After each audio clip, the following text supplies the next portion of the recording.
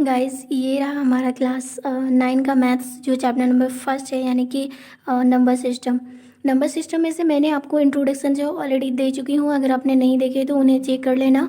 And साथ ही साथ यहाँ पर आपको ऊपर आई बटन पर आपको दिख रहा होगा उनका इंट्रोडक्शन वीडियोस, उन्हें देख लेना, ठीक है। ये बहुत ज़्यादा ज़रूरी है। अगर आप उन्हें नहीं देखेंगे तो आपको ज़्यादा समझ नहीं आएगा, तो पहले उन्हें देख लेना, ठीक है। सो हमारा यहाँ पर जैसे दिया है, यहाँ पर जैसे दिया है, फर्स्ट नंबर क्वेश्चन आपका है कि क्या शून्य एक परिमेय संख्या है? क्या इसे आप पी बाई क्यू के रूप में लिख सकते हैं, जहाँ पी और क्यू एक पूर्णांक है और Q not is equal to 0 है? तो ये आपसे पूछा जा रहा है, ठीक है। सो पहला नंबर क्वेश्चन जो है हमें करना है, हाँ हाँ ये क्या है, हाँ शून्य एक परिमेय संख्या है, ठीक है। हाँ ये परिमेय संख्या है, परिमेय संख्या है। क्यों आप इसे पी बाई क्यू के रूप में लिख सकते हो? ऑफकोर्स इसको पी बाई क्यू के रूप में लिखा जा सकता है। और हमें ये कंडीशन याद रखना है कि लेकिन क्यू का मान 0 नहीं होना चाहिए। इसका मतलब हम 0 को क्या कर सकते हैं, पी बाई क्यू के रूप में लिख सकते हैं, लेकिन क्यू का मान 0 नहीं आना चाहिए। पी का मान 0 होगा बट क्यू का मान 0 नहीं होगा।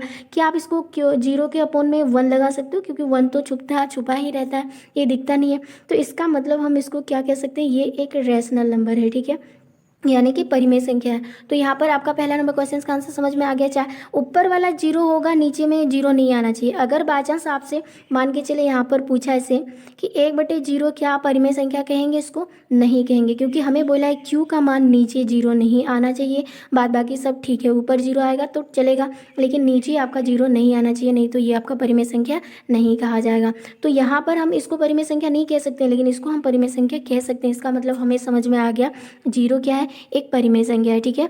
दूसरी बात, आपको यहाँ पर सेकंड नंबर क्वेश्चन बोला इसका एक्सरसाइज 1.1 का, इसमें बोला 3 और 4 के बीच में 6 परिमेय संख्या ज्ञात करो। देखिए परिमेय संख्या निकालने का फॉर्मूला होता है, ठीक है, जैसे a प्लस बी अपोन में 2। ये फार्मूला से बनाओगे तो आपको ज़्यादा जो है फंसने का चांसेस होता है। वैसे फार्मूला ये है, ठीक है। अगर आप इससे निकालोगे, मान के चले हमने a को 3 माना और b को 4 माना, ठीक है। अब इसका फार्मूला निकालेंगे, ये है फार्मूला। तो यहाँ पर हम रखेंगे 3 + 4 बटे में 2, तो यहाँ पर कितना आ जाएगा 7/2। अगर इसका हम निकालेंगे तो कितना हो जाएगा 3.5, ये हो जाएगा। तो इस तरह निकालने में आपको मतलब कि यहाँ पर 10 में दिया हुआ आंसर जो है आएगा। लेकिन आपको इससे भी आसान तरीका बताते हैं जो आप आराम से एग्जाम में बिना फंसे और बिल्कुल सटीक आंसर लेकर आए। इसकी शॉर्ट ट्रिक्स है, वो क्या है, आपको पहले देखना है 3 और 4 के बीच में कोई नंबर है। 3 के बाद तो 4 आता नहीं है, तो आपको यहाँ पर कितना निकालने बोला है, 6 निकालने बोला है। आप एक काम करो, 6 में से आप 1 जोड़ दो, यानी 6 में 1 जोड़ो तो कितना आएगा 7 आएगा। ये 7 आएगा। आपको तो 6 को निकालना, लेकिन ये फार्मूला आपको बनाने के लिए ये चीज़ें करना पड़ता है, उसमें 1 जोड़ना पड़ता है। अब यहाँ पर देखिए 3 है, अब 3 को हमने यहाँ पर 6 में से 1 जोड़ा, आप ऊपर से 7 से गुना करोगे, नीचे भी, तो ठीक है। आपको क्या करना है, यहाँ पर इसके साथ गुना करोगे तो 3 7 कितना हो जाएगा 21 हो जाएगा, नीचे बचेगा आपका 7, ठीक है। उसी तरह आपको क्या करना है, ये 4 को भी वही करना है, यानी 4 को भी 7 से ऊपर 7 से नीचे भाग और गुना करना होगा। तो यहाँ पर हो जाएगा 7 4 28 और नीचे हो जाएगा आपका 7। अब आपको क्या करना है, यहाँ पर 21/7 हो गया, यहाँ पर 28/7 हो गया। इन दोनों के बीच में आपको कितना परिमेय संख्या निकालना है, 6। तो यहाँ पर 21/7, ठीक है। अब यहाँ पर 21 के बाद कितना आएगा 22/7 होगा, ठीक है। फिर आएगा 23/7, फिर आएगा 24/7, फिर आएगा आपका 25/7, फिर आएगा आपका 26/7 आएगा, फिर 27/7 आएगा, फिर इधर हो जाएगा आपका 28/7। अब आपको चेक करना है क्या यहाँ पर 6 गो हमारा आया, 1 हो गया, 2 3 4 5 6, आ गया आपका 6 परिमेय संख्या। ऐसे ही आपको एज इट इज़ निकालना है, जो आपकी गलती होने से आप बच सकते हो, ठीक है। उसके बाद यहाँ पर आप ऐसे भी निकाल सकते हो, लेकिन इसमें आप निकालोगे ना तो ज़्यादा फंसने मतलब कि फंस जाने की सबसे ज़्यादा चांसेस होता है। तो इसमें आपको ज़्यादा खटना नहीं पड़ेगा, आपको जितना बोला है उसमें 1 जोड़ना होगा। अगर नहीं आता है उसके बाद आपको क्या करना होगा, निकालना होगा आगे, यानी कि इस तरह परिमेय संख्या आगे बढ़ते जाएगा। यानी कि 1-2 परिमेय संख्या के बीच बहुत सारे परिमेय संख्या निकलता है, जो आप गिन ही नहीं सकते, यानी कि अनंत परिमेय संख्या निकाला जा सकता है, ठीक है। तो जैसे यहाँ पर एग्जाम्पल के लिए लेते हैं, जैसे यहाँ पर हमें बोला है मान के चले यहाँ बटे में दिया है 3/5, और यहाँ पर हमें बोला है 4/5, और यहाँ पर हमें दिया है 6/5। इसके बीच में आपको कितना बोला है, मान के चले यहाँ पर आपको 5 परिमेय संख्या निकालने बोला है। देखिए नीचे समान है ना, तो ऊपर आपको देखना है 4 के बाद तो 5 आता है, यानी एक ही परिमेय संख्या निकल रहा है, बट हमें यहाँ पर 5 निकालना है। और हम जानते हैं 1-2 परिमेय संख्याओं के बीच बहुत सारी परिमेय संख्या निकलती है। सो हमें क्या करना है, ये 5 जो है ना, इसमें आपको 1 जोड़ना होगा, तो कितना आएगा, 6 आएगा। अब आपको करना क्या है, यहाँ पर 4/5 जो है इसको 6 से ऊपर और 6 से नीचे गुना करोगे, तो यहाँ पर 4 गुना 6 और नीचे हो जाएगा 5 गुना 6, तो यहाँ पर कितना आ जाएगा 4, यानी 6 4 है 24 और नीचे हो जाएगा 30। इसको तो हमने बदल लिया। दूसरा हमें क्या करना है, 6/5 को भी हमें 6 से ही ऊपर गुना करना है, 6 से नीचे गुना करना है, तो ऊपर हो जाएगा 6 6 36 और नीचे हो जाएगा 5 30। यहाँ पर इन दोनों को गुना करेंगे तो ऊपर हो जाएगा 36 और नीचे हो जाएगा 5 30।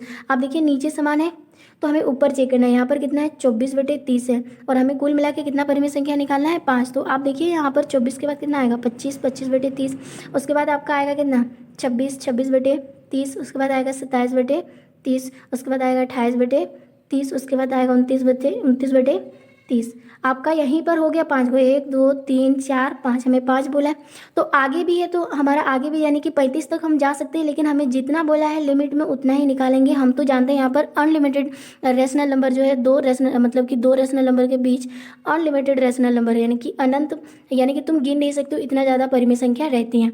तो यहाँ तक हमें समझ में आ गया होगा कि 2 परिमेय संख्याओं के बीच हम परिमेय संख्या कैसे निकाल सकते हैं आराम से। आप देखते हैं इसका 3rd नंबर क्वेश्चन। तो हमें यहाँ पर 3rd नंबर क्वेश्चन दिया है कि इसमें बोला 3/5 और 4/5 के बीच में 5 परिमेय संख्या याद करो। यानी कि देखिए 3 के बाद तो 4 आता है, नीचे समान है, तो इसके बीच तो कोई परिमेय संख्या नहीं नजर आ रहा है। तो हमने आपको समझाया कि यहाँ पर जितना बोला है उसमें आपको 1 जोड़ना होगा। तो यहाँ पर 5 बोला है, तो हमने क्या किया, 5 में से 1 जोड़ा, तो हमारा कितना आ गया 6। अब आपको करना क्या है, 3/5 को ऊपर से 6 से और नीचे भी 6 से करना है, तो यहाँ पर हो जाएगा 3 गुना 6 और नीचे हो जाएगा 5 गुना 6, तो ऊपर हो जाएगा 3 छक 18, नीचे हो जाएगा 5 छक 30। इसको तो हमने कन्वर्ट कर लिया। अब आपको 4/5 को भी कन्वर्ट करना है, इसको भी, ठीक है। सो आप किससे करोगे, जो यहाँ पर आया है वही नंबर से आपको ऊपर से नीचे भी, ऊपर भी नीचे भी वही नंबर से करना है। तो यहाँ पर हो जाएगा 4 गुना 6 और नीचे हो जाएगा 5 गुना 6, तो यहाँ पर कितना हो जाएगा 6 4 है 24 और नीचे हो जाएगा 5 छक 30, तो नीचे समान हो गया। अब आपको यहाँ पर 18/30 और 24/30 के बीच में कितने परिमेय संख्या निकालना है, ओनली 5 ही निकालना है। ऐसे नहीं कि आपने यहाँ पर 6 निकाला तो 6 नहीं, ठीक है, जितना बोला उतना है, बस उसमें एक जोड़ना है। उसके बाद 18 के बाद आएगा 19, 19/30, उसके बाद आएगा 20/30, उसके बाद आएगा 21/30, फिर आएगा आपका कितना 22/30, उसके बाद आएगा 22 के बाद आएगा 23, 23/30। यहाँ पर 5 हो गया, 1 2 3 4 5, आगे भी निकलेगा, लेकिन हमें आगे निकालना नहीं है, कि जितना बोला है उतना हम ले सकते हैं यहाँ पर, ठीक है। तो इस तरह आप क्या कर सकते हो, इस नंबर का परिमेय संख्या यानी रेशनल नंबर निकाल सकते हो, और ये हो जाएगा आपका आंसर। उसके बाद नीचे यानी 4 नंबर क्वेश्चन आपसे पूछा है, 4 नंबर क्वेश्चन आपसे क्या पूछ रहा है कि यहाँ पर बोला नीचे दिए गए कथन सत्य है या असत्य है, यानी कि सत्य है या असत्य है, कारण के साथ हमें अपने उत्तर का अपने उत्तर देना है। सो सबसे पहले हम देखेंगे कि यहाँ पर सत्य है या असत्य है, अगर सत्य है तो क्यों और असत्य है तो क्यों, हमें रीजन बताना है। सो यहाँ पर बोला प्रत्येक प्राकृतिक संख्या एक पूर्ण संख्या होती है। तो आपने अगर इंट्रोडक्शन वीडियोज़ नहीं देखे तो आपको समझ नहीं आएगा, लेकिन आपको देखना बहुत ज़्यादा जरूरी है।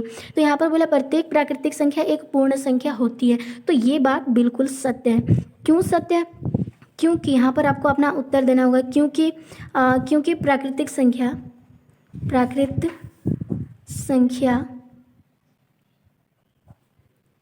पूर्ण संख्या होती है।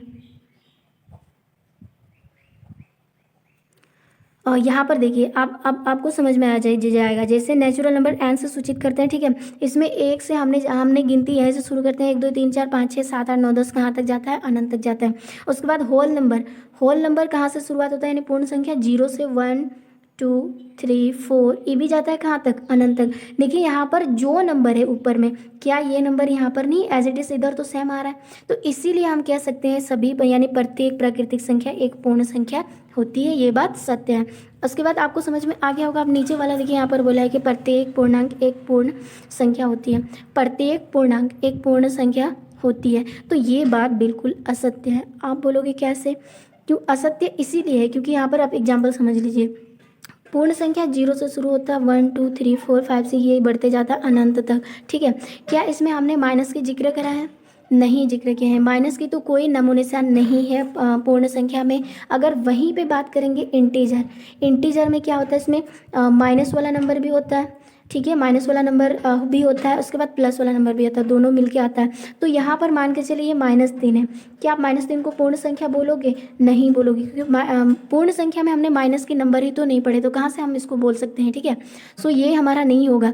दूसरी बात ये, इसीलिए ये हो गया असत्य, क्योंकि यहाँ पर आपको लिखना है क्योंकि पूर्णांक ऋणात्मक में भी हो सकता है, ऋणात्मक में भी होता है जबकि पूर्ण संख्या हमेशा धनात्मक ही होता है, हमेशा धनात्मक होता है।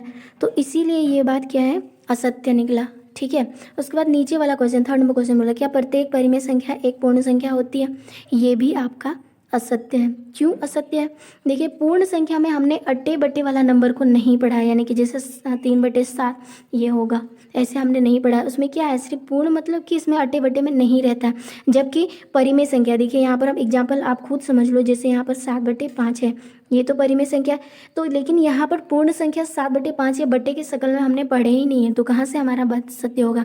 इसलिए आपको यहाँ पर लिखना असत्य, क्योंकि यहाँ पर आपको लिखना है क्योंकि पूर्ण संख्या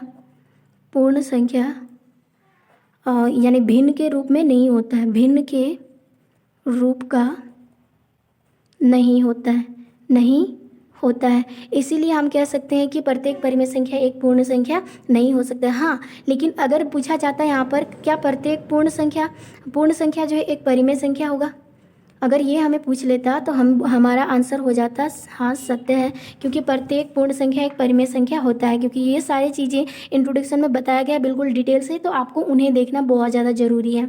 ठीक है, तो हमने ना एक्सरसाइज यानी कि 1.1 का टोटल यानी कि फर्स्ट नंबर क्वेश्चन यानी कि हमने ऑलरेडी ख़त्म कर चुके हैं। ठीक है, यानी कि पूरा हमने कर लिया है। अब नेक्स्ट क्वेश्चन पाने के लिए यानी नेक्स्ट पार्ट को पाने के लिए चैनल को सब्सक्राइब करना, अगर आप चैनल पर नए हो तो।